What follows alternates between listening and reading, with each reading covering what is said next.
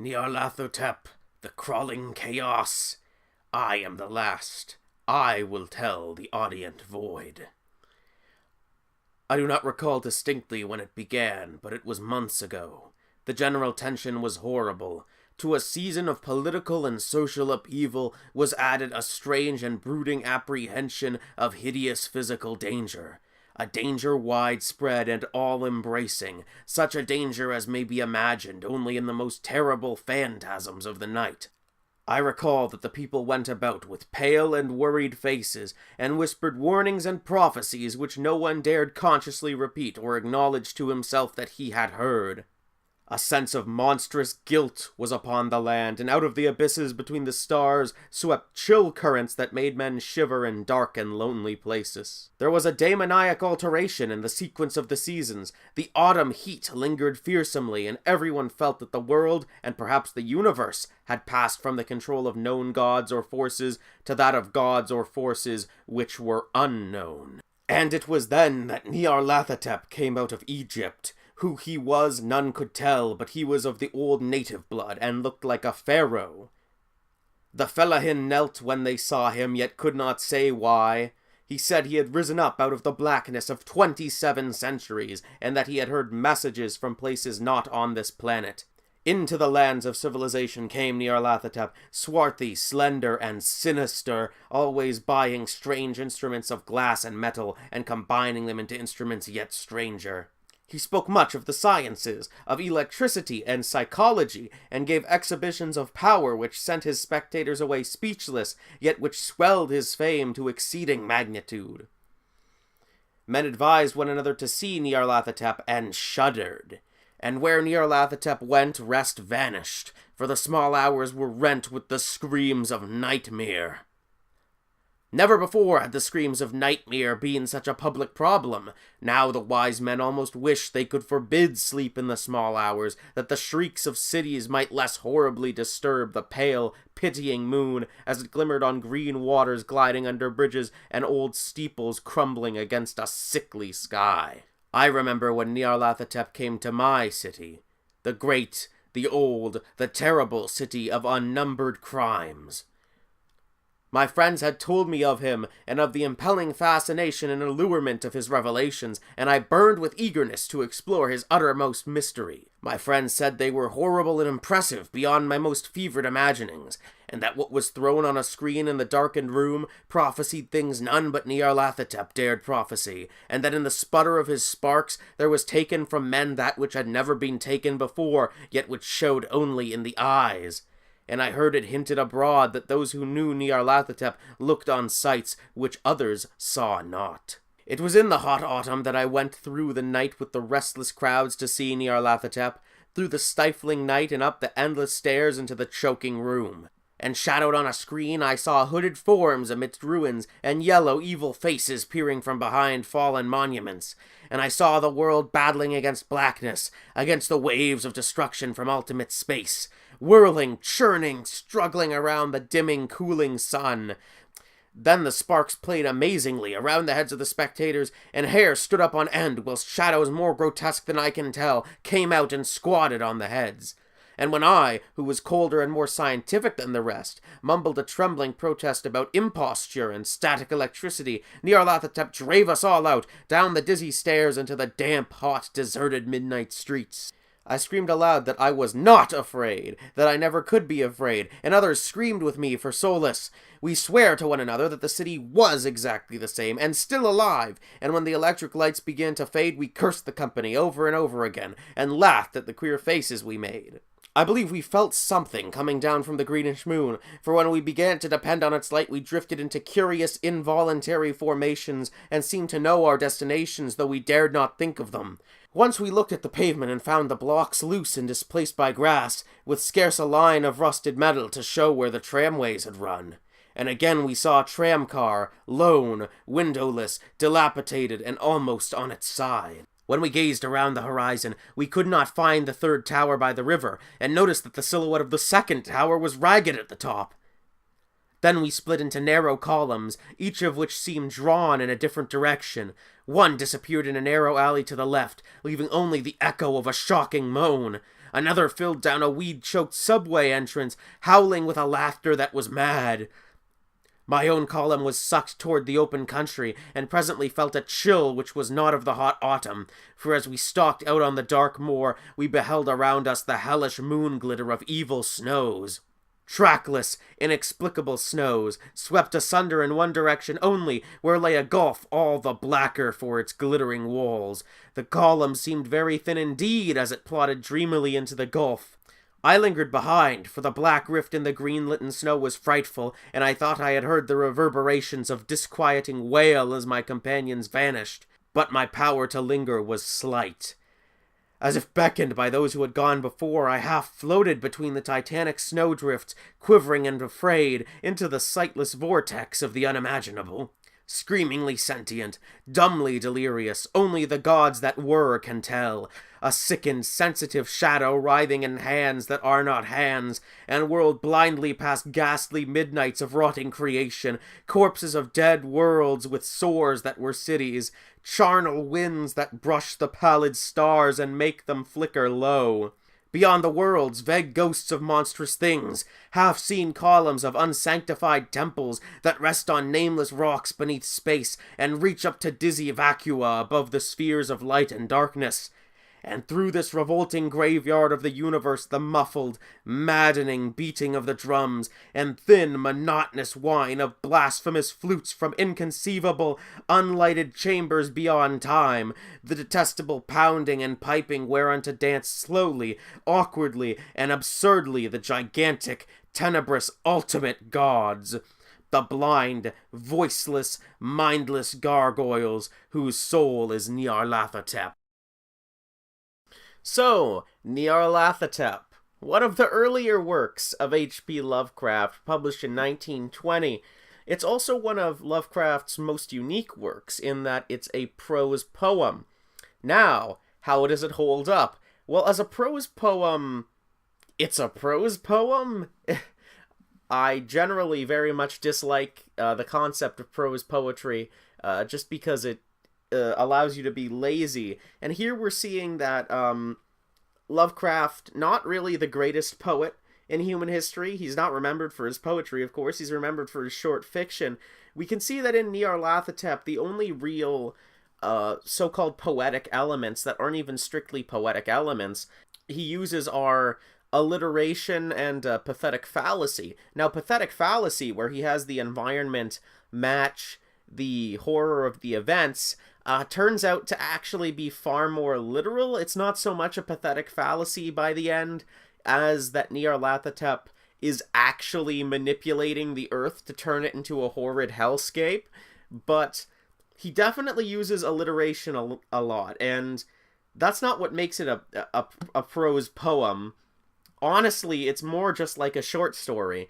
The narration style goes more towards, I suppose, a poem, and the fact that he uses alliteration a lot makes it somewhat poetic, but it's barely a prose poem, because it's barely a poem. So from a poem perspective, it's not that great, but if we get that out of the way, we recognize that this is a really good, small, contained example of Lovecraft style, because we do have typical Lovecraft detail when it comes to describing the environment, these very long, verbose explanations of things that are otherworldly. And it starts off, innocently enough, with a person describing that they are the last and will tell the audient void. Now, Lovecraft has many stories that begin with someone essentially saying, the world has ended and now I am the last witness to talk about it, or something terrible has already happened and therefore I'm leaving this record behind. That's even what the Call of Cthulhu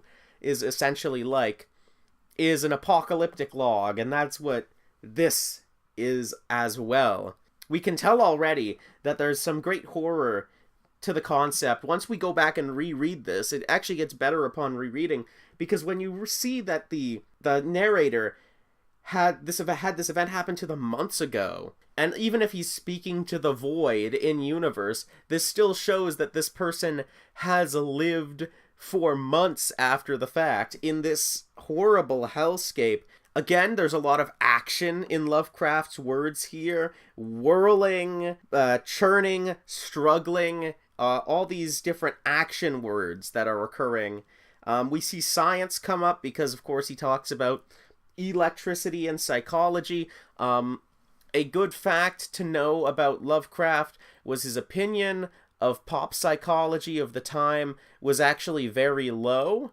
For someone who writes about cosmic horror, you can clearly see that he disagrees on a lot of points with Freud, for one thing, especially with Freud's conceptualization of fear, I would believe, because Freud tried to categorize different forms of fear, relating to surprise, relating to anxiety, which was like the strongest fear. Now, of course, Lovecraft, being an author, he more saw fear as primal. You'll recall that he called it the oldest emotion, the oldest and most powerful emotion of mankind. So, clearly psychology is somewhat wicked to Lovecraft, but we quickly see that Nyarlathotep's science is not actual science. He's showing prophecies, and given what it talks about, how the narrator is talking about these fallen monuments, hooded forms amidst ruins, again, the waves of destruction from ultimate space, what Nyarlathotep is showing these people is the actual destruction of Earth at his hands. This is where I transition into talking a bit about the mythos. This is the first piece that mentions Nyarlathotep, and it mentions him by name. Now, for those who don't know, Nyarlathotep is one of the outer gods of Lovecraft, essentially the big bads, if you can call them actual villains of the mythos. They wield immense power. They created the universe, specifically Azathoth created the universe, and then there's Yog-Sothoth, who's the being of wisdom. He's omniscient, but Nyarlathotep is the soul of the outer gods. So there's an even greater thing of some kind of unknown force that must have created the outer gods, and Nyarlathotep is the soul of the outer gods, so he performs what they want. This is how we get Nyarlathotep saying that he has heard voices from beyond, from outside the universe. He had heard messages from places not on this planet. That's probably a reference to the outer gods. This is one of the things that makes Nyarlathotep a very enjoyable read, is when you know the Lovecraft mythos, it actually ties in to a lot of the mythos. So you have Nyarlathotep coming out looking like a pharaoh that is in his human form, that is generally what he takes on the appearance of, as Nyarlathotep, as his name implies, was worshipped in ancient Egypt. People bow before him, they follow him unwillingly, as we can see when our narrator rather, and all the other townsfolk are herded together in the column. But then finally at the end, we hear of the muffled, maddening beating of drums and the thin, monotonous whine of blasphemous flutes from inconceivable unlighted chambers beyond time. He talks of the gigantic, tenebrous, ultimate gods, the blind, voiceless, mindless gargoyles whose soul is Nyarlathotep.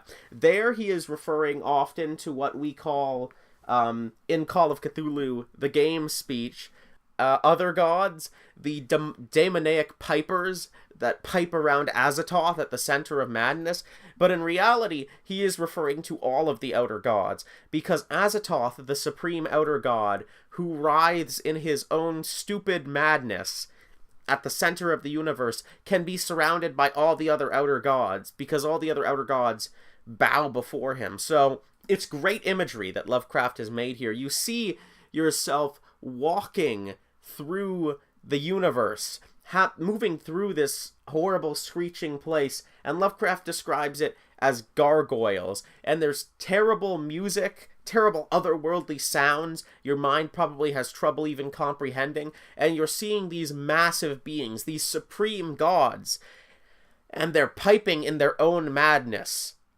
around an even more insane nuclear chaos. It's very strong imagery. So, what we can say is that for Nyarlathotep, it fails mostly at being a poem, I would say. It's much better if you read it as a short story. In fact, if it weren't for the added alliteration, I don't know how you would consider it a prose poem. If they're I don't know if they're basing it on length, but there are way shorter short stories than that. So it's an amazing short story. It gives you a perfect insight into Lovecraft's writing style, and also it establishes very important points for his mythos. It establishes Nyarlathotep. It gives us a presaging of what he will do to Earth, and eventually it even introduces the link between Nyarlathotep and the Outer Gods. While I was recording the main of this video, it never occurred to me to actually talk about the most interesting part of Nyarlathotep, that being what Lovecraft's actual views are and how they're expressed in Nyarlathotep. This is another thing that makes it one of the most fascinating Lovecraft stories, because we are actually seeing Lovecraft's political views on display in a way we don't see with his other popular stories. So I went a little bit into how he's against Freud to an extent, but it's very important that he mentions both electricity and psychology. Now, why is this important? Well, as any Wikipedia page will probably tell you, Nikola Tesla was making amazing advances in electrical science and electrical engineering. This is the man who essentially invented the AC current generator.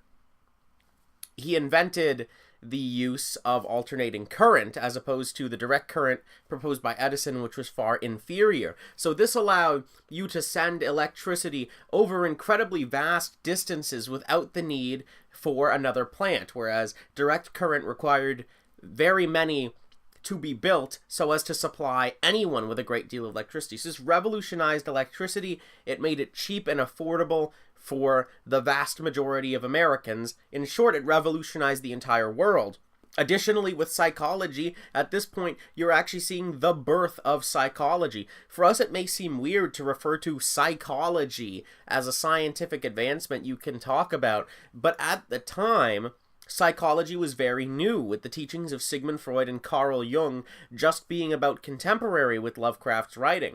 So, Lovecraft is looking at a time of scientific progress unprecedented throughout history. You have people, like in the same generation, you have thinkers like Tesla, Niels Bohr, who's going to completely change our concept of how atoms work. You'll end up having, of course, Einstein for mathematics. You have Sigmund Freud and Carl Jung for psychology. In linguistics, you're going to have amazing advances basically everywhere. Science is just exploding. And you'll notice that Lovecraft actually does not have a very high view of this. Not only is Nyarlathotep teaching about science and psychology, so he's taking the role of both Tesla and Freud, but also the people are blindly following. They're mesmerized by this. The columns that the people are set up in and the paths they go down are all metaphorical for the fact that humanity is being pulled along by the sciences, by scientists who are bringing us to a place perhaps we're not supposed to go to. It's very questionable to what extent Lovecraft actually believed that the universe was dangerous to humans and that we shouldn't explore it, but it does seem he was a very conservative person. So these people who are being pulled along by Nyarlathotep, they're being made mad even before the finale by these revelations that are coming to mind. So perhaps Lovecraft was thinking about modern-day science and the path it was leading us on to eventually become a situation where everything was incomprehensible. We were having secrets brought to us, again, that man was not meant to know. So Nyarlathotep is incredibly interesting because it has Lovecraft's take on current events. That is the progress of science in fields such as psychology and in electricity, in this case electrical engineering, and yet it still keeps the same theme of overreaching that is in all the rest of his works. So he's talking about the present now, but he's doing it in a way that separates it from reality.